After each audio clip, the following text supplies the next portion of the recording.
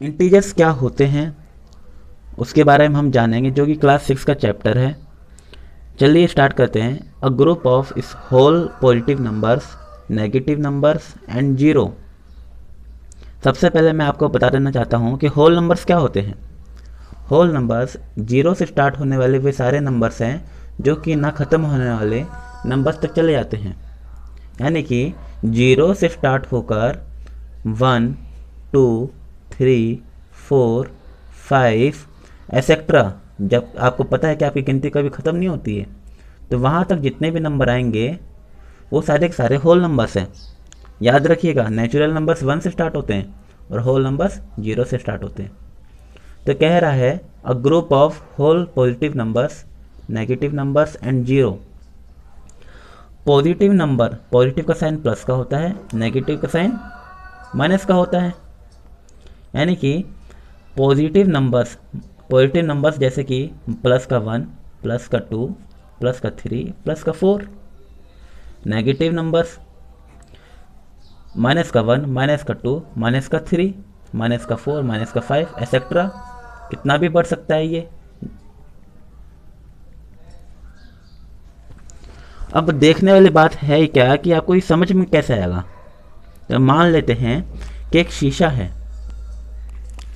शीशा है जिसे आप डेली देखते हैं।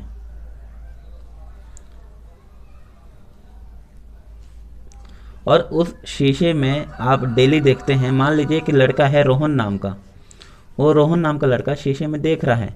तो आपको ये भी पता होगा कि वो अगर शीशे में अपना चेहरा देख रहा है रोहन, तो रोहन का अपनी रिफ्लेक्शन भी दिखाई देगी, जो कि ऐसा लगेगा कि शीशे के दूसरी तरफ है। तो असली वाला हमारा दाएं हाथ की ओर है, ये वाला रोहन है असली वाला, और नकली वाला यहाँ पर है बाएं हाथ की ओर। तो ये रोहन माना जाएगा प्लस का और ये रोहन माना जाएगा माइनस का। आपको समझ आ रहा होगा कि असली रोहन हमारा दाएं हाथ की ओर है और नकली रोहन बाएं हाथ की ओर है। तो उसी तरह हमारे कुछ बुद्धिजीवियों ने एक लाइन बनाई। एक लाइन पर उन्होंने बीच में माना एक शीशा, जैसे कि जीरो के दाएं हाथ की ओर उन्होंने माने कि सारे के सारे नंबर्स प्लस के होंगे। कैसे होंगे? प्लस के नंबर्स। और दूसरी तरफ उन्होंने माना कि जीरो के बाएं हाथ की ओर माइनस के नंबर्स होंगे। अब ये नंबर्स ये बढ़ते जा सकते हैं। बाएं हाथ की ओर जितने भी नंबर्स है वो बाएं हाथ की ओर बढ़ते जाएंगे, दाएं हाथ की ओर जितने भी नंबर्स है दाएं हाथ की ओर बढ़ते जाएंगे। समझने वाली बात आपकी ये आ जाती है कि अगर आप ध्यान से देखें तो जीरो के बाद 1 आ रहा है, 1 के बाद 2 आ रहा है, 2 के बाद 3 आ रहा है। धीरे धीरे नंबर बढ़ते जा रहे हैं। जीरो के बाद 1 आया, वो 1 नंबर ज़्यादा बड़ा है। 1 के बाद 2 आया, 2 भी 1 नंबर ज़्यादा है 1 से। धीरे धीरे नंबर बढ़ते जा रहे हैं। उसी तरह माइनस की तरफ भी आप देखेंगे ध्यान से तो माइनस का 4, जैसे कि आप देख रहे हैं ये माइनस का 4 है। ये माइनस का 4, इसके राइट हैंड साइड में माइनस का 5, सॉरी, ये माइनस का 5 है, इसके राइट हैंड साइड में माइनस का 4 है, इसके राइट हैंड साइड में माइनस का 3 है, इसके राइट हैंड साइड में माइनस का 2, माइनस का 1 आ गए। बात ये पड़ती है कि देखिए ये भी राइट हैंड साइड है, माइनस का 4 माइनस 5 के राइट हैंड साइड है। तो हम ये भी कह सकते हैं कि माइनस का 4 बड़ा है माइनस के 5 से। जी हाँ, ये सही है, माइनस का 4 माइनस के 5 से बड़ा ही माना जाएगा क्योंकि वो उसके राइट हैंड साइड है।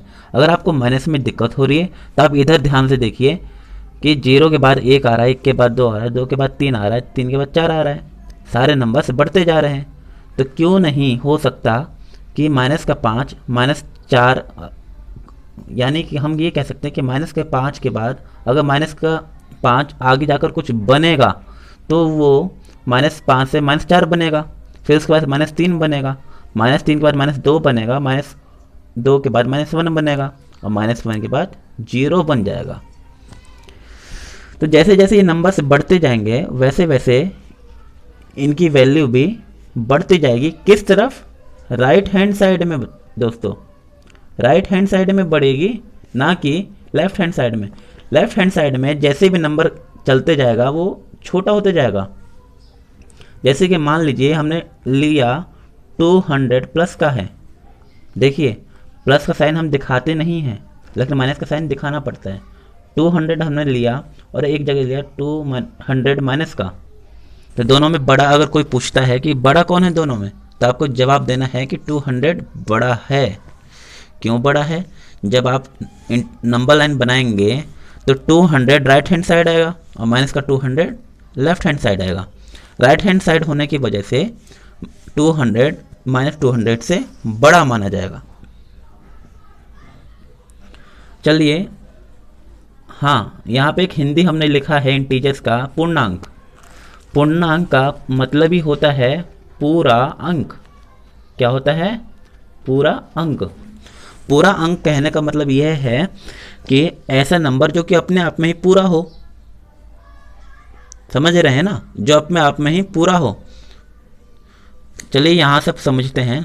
Decimals and fractional numbers are not integers.